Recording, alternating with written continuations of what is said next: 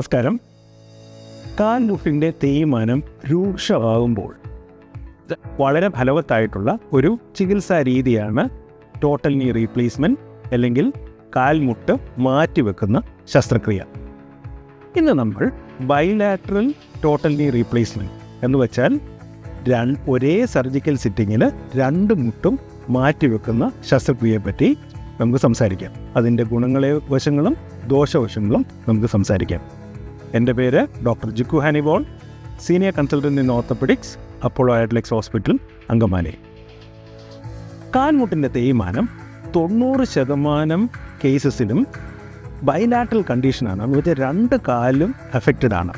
അത് ചിലപ്പോൾ രണ്ട് കാലിനും ശക്തിയായിട്ടുള്ള വേദന കാണും, അല്ലെങ്കിൽ ഒരു കാലിന് കൂടുതൽ വേദന, ഒരു കാലിന് കുറവ് വേദനയായിട്ടും നമുക്ക് കാണുന്നതാണ്.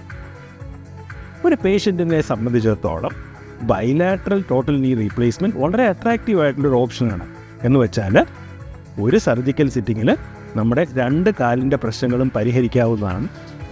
റിക്കവറി ഫാസ്റ്ററാണ്. മറ്റേ ഓരോ കാല് വെച്ച് ചെയ്യുന്നതിനെക്കാട്ടിലും റീഹാബിലിറ്റേഷൻ ക്വിക്കറാണ്. ഒരു സർജനെ സംബന്ധിച്ചിടത്തോളം പ്രധാനമായിട്ടും 5 ഘടകങ്ങളെ ഡിപ്പെൻഡ് ചെയ്തിരിക്കും ബൈലാറ്ററൽ നീ റീപ്ലേസ്മെൻറ്റ് ചെയ്യാൻ പറ്റുമോ ഇല്ലയോ എന്നുള്ളത്. ഒന്നാമതായിട്ട് പേഷ്യൻറ്റിൻ്റെ വയസ്സ്, രണ്ടാമതായിട്ട് പേഷ്യൻറ്റിൻ്റെ കാർഡിയാക് സ്റ്റാറ്റസ്, മൂന്നാമതായിട്ട് ഡയബറ്റിക് സ്റ്റാറ്റസ്, നാലാമതായിട്ട് കാലിൻ്റെ ഡിഫോമിറ്റി, അഞ്ചാമതായിട്ട് പേഷ്യൻറ്റിൻ്റെ മോട്ടിവേഷൻ. പ്രായത്തിൻ്റെ കാര്യം വരുമ്പോൾ നമ്മൾ ബൈലാറ്ററൽ നീ റീപ്ലേസ്മെൻറ്റ് പ്രധാനമായിട്ടും യങ്ങർ ഏജ് ഗ്രൂപ്പിലുള്ള പേഷ്യൻസിനാണ് നമ്മൾ സജസ്റ്റ് ചെയ്യാറുള്ളത്. ഒരു 70 വയസ്സിന് താഴെയുള്ള പേഷ്യൻസിന്. അതിന് കാരണം എന്താണെന്ന് വെച്ചാൽ ബൈലാറ്ററൽ നീ റീപ്ലേസ്മെൻറ്റിന് ഫാസ്റ്റർ റിക്കവറി ആണെങ്കിലും റീഹാബിലിറ്റേഷൻ ഇൻറ്റൻസ് ആയിരിക്കും. എന്ന് വെച്ചാൽ പേഷ്യൻ്റ് കുറച്ചുകൂടെ ഫിറ്റർ ആയിരിക്കണം, പേഷ്യൻ്റ് അപ്പർ ലിംബ് സ്ട്രോങ്ങർ ആയിരിക്കണം, വാക്കിംഗ് എയ്ഡ്സ് യൂസ് ചെയ്യാനുള്ള കഴിവുണ്ടായിരിക്കണം. രണ്ടാമത്തെ ഫാക്ടർ എന്ന് പറഞ്ഞിട്ടുണ്ടെങ്കിൽ കാർഡിയാക് സ്റ്റാറ്റസ്. ബൈലാറ്ററൽ ടോട്ടൽ നീ റീപ്ലേസ്മെൻറ്റ് ഒരു കുറച്ചുകൂടെ പ്രൊലോങ്ഡ് സർജറിയാണ്. ഏകദേശം ഒരു 3 മണിക്കൂർ എടുക്കും.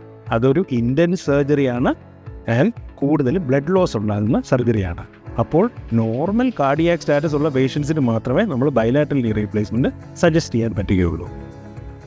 മൂന്നാമതായിട്ട് ഡയബറ്റിക് സ്റ്റാറ്റസ്. യൂണിലാറ്ററൽ ഒരു സൈഡിനെ നീ റീപ്ലേസ്മെൻറ്റിനെ വെച്ച് കമ്പയർ ചെയ്യുമ്പോൾ ബൈലാറ്ററൽ നീ റീപ്ലേസ്മെൻറ്റിൻ്റെ ഇൻഫെക്ഷൻ റേറ്റ്സ് കൂടുതലായിട്ട് ലിറ്ററേച്ചറിൽ കാണപ്പെടും. അതുകൊണ്ട് normal diabetic status or well control diabetes ആയിട്ടുള്ളവരിൽ മാത്രമായി നമ്മൾ ബൈലാറ്ററൽ നീ റീപ്ലേസ്മെൻറ്റ് ചെയ്യാവുള്ളൂ. നാലാമതായിട്ട് നമ്മൾ ഉള്ള ഘടകം എന്ന് വെച്ചിട്ടുണ്ടെങ്കിൽ കാലിൻ്റെ അല്ലെങ്കിൽ മുട്ടിൻ്റെ ഡിഫോമിറ്റി. ബൈലാറ്ററൽ സിവിയർ ബോ ലെഗ്സ് അല്ലെങ്കിൽ നോ നീസ് ഉള്ള പേഷ്യൻസിന് ഒറ്റ സർജിക്കൽ സിറ്റിങ്ങിൽ കറക്റ്റ് ചെയ്ത് രണ്ട് കാലും നേരെയാക്കുന്ന അഭികാമ്യം. കാരണം നമുക്ക് ഒരു കാല് കറക്റ്റഡ് ആയി കഴിഞ്ഞ് ഒരു കാലം ഡിഫോംഡ് ആയിട്ട് ഇരുന്നിട്ടുണ്ടെങ്കിൽ നമുക്കൊരു അസിമെട്രിക്കൽ ഗേറ്റും ഒരു അസിമെട്രിക്കൽ ലോഡിങ്ങും ഉണ്ടാകുന്നതാണ്.